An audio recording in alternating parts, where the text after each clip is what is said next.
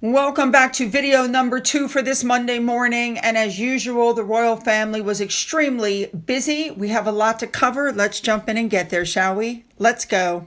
We're starting with Princess Anne. On November 8th, she attended the 4th annual HMS Audacious Gala. Now, this took place at the historic Painted Hall of the Old Royal Naval College in Greenwich in support of the Royal Navy and the Royal Marines charity. Next up, we have Lady Louise. She turned 21 on November 7th, and they're saying that she is going to be the royal family's quote-unquote secret weapon. And they're dubbing her the English rose that is blossoming. Ooh, love it. Of course, some pictures came out with Felix de Silva Clampa. We've seen him before at some of her carriage driving events. They're saying that that's her boyfriend. We don't really know for sure, but they do look very loved up and sweet together. I think they're very cute together. And if she's found somebody at university, good for her. She's very unpretentious and, she's going to finish school and we'll see what she's going to do. All right, let's move on now to Queen Camilla, who is not attending the Remembrance Day services over the weekend. Remember, she has a chest infection. They don't want her out in the cold and the rain. It could make her worse. That could be anything from bronchitis to pneumonia. We're not sure, what's happening. So I hope she gets better soon. Let's move on.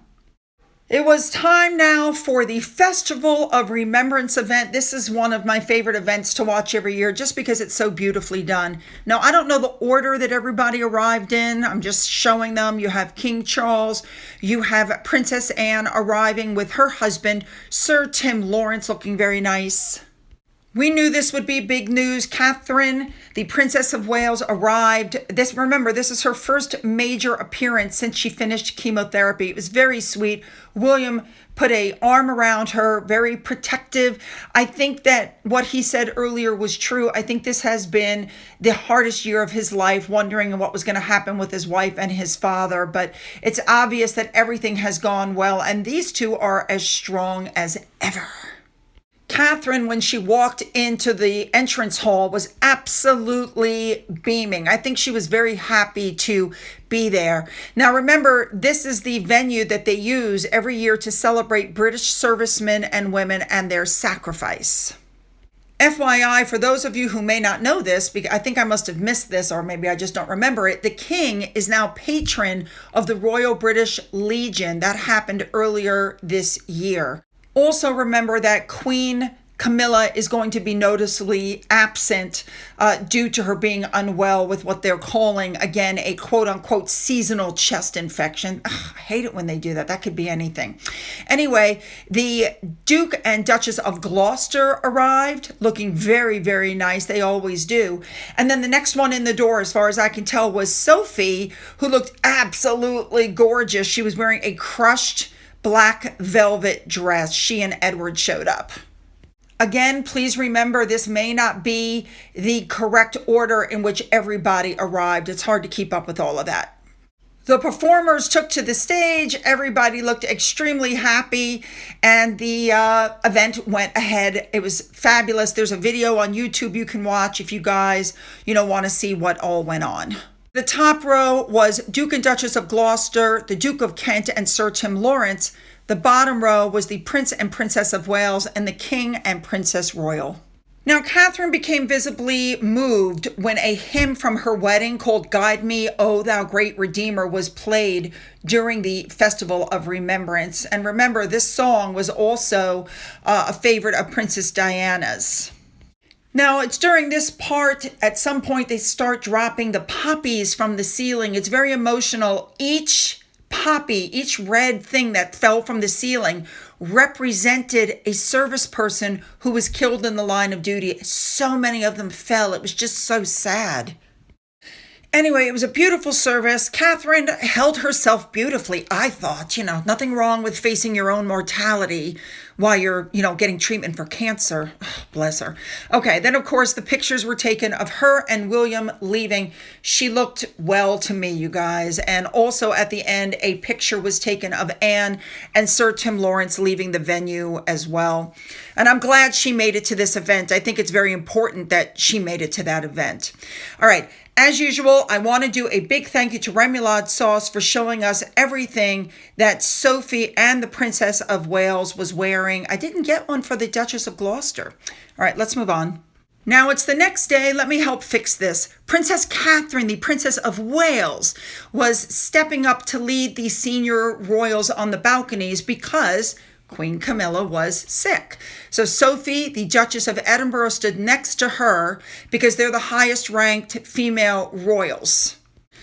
I do have to say, and I've said this before, I think the two of them have a wonderful relationship. They're very sweet together.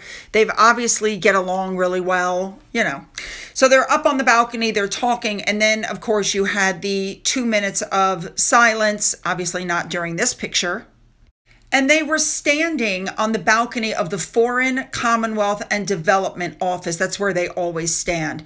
Now, people noticed that Catherine had 3 poppies on her chest, not just the one. Apparently, it's a tribute to the great-grandmother's 3 brothers who lost their lives in the First World War. So it was a tribute to family members. I think that's wonderful. King Charles was leading the royal family for the Sunday service at the cenotaph. Now, also on the balconies were Vice Admiral Sir Tim Lawrence. He was next to the Duke of Kent, as well as the Duke and Duchess of Gloucester. Now, this is a major event in the UK. The King leads the senior royals, political leaders, and envoys from Commonwealth countries that fought alongside Britain in the 2 world wars in laying wreaths at the cenotaph, which is the Portland Stone Memorial in central London. It serves as the focal point for honoring the nation's war dead. Please remember, these wreaths are not personal. They're laid on behalf of, other areas. For instance, the King laid his on behalf of the nation. Then the Prince of Wales, I believe his was for the Royal Air Force. And then Prince Edward, Prince Anne. And by the way, an equerry laid the wreath on behalf of the Duke of Kent. Then the senior politicians, go up to lay their wreath. But none of these are personal. It was a absolutely beautiful service. I think the King did a great job. And and then of course a picture was taken of William and Catherine leaving afterwards.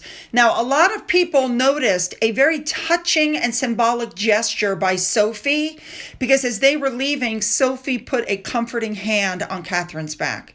I love it. Now, Prince William saluted 10,000 people from 300 different armed forces branches, as well as some civilian associations. Now, this is the wreath that Edward put up. I think that's just gorgeous.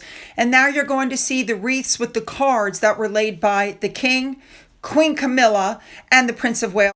Now, obviously, Camilla's was, laid in absentia for her since she wasn't there, but I'm still glad that she got a wreath.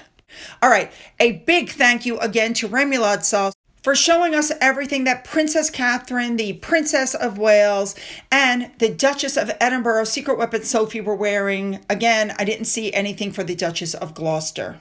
All right, you guys, you know what to do. Hit the like and the subscribe and the button for all notifications. Then go down into the description box where you'll find the links to my Twitter, my Gettr, my Rumble, my email, my Patreon, which is currently paused, my Amazon wish list, and a physical address. For those of you who've donated to my coffee fund, thank you so much. And as always, you guys, have a great day.